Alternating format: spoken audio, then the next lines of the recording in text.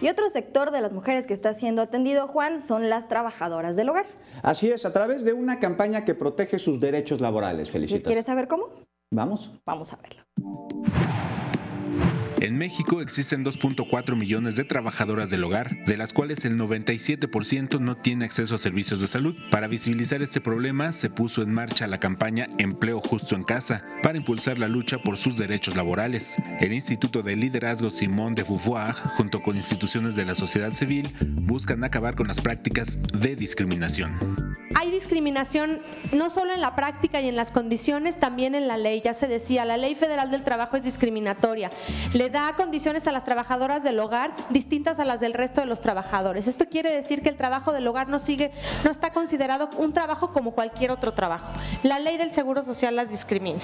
Y esta situación ha sido demandada por muchísimos años al Estado. Actualmente hay 2.4 millones de trabajadores del hogar en México. El 95% son mujeres y representan el 10% de la población económicamente activa femenina. El 92% carece de seguridad social. Apenas el 25% recibe aguinaldo y el 10% cuenta con vacaciones con goce de sueldo. Además, sufren una fuerte discriminación y los salarios que perciben son muy bajos. Habitualmente de 2 salarios mínimos diarios. Esto es 167 pesos con jornadas que pueden llegar a las 12 horas.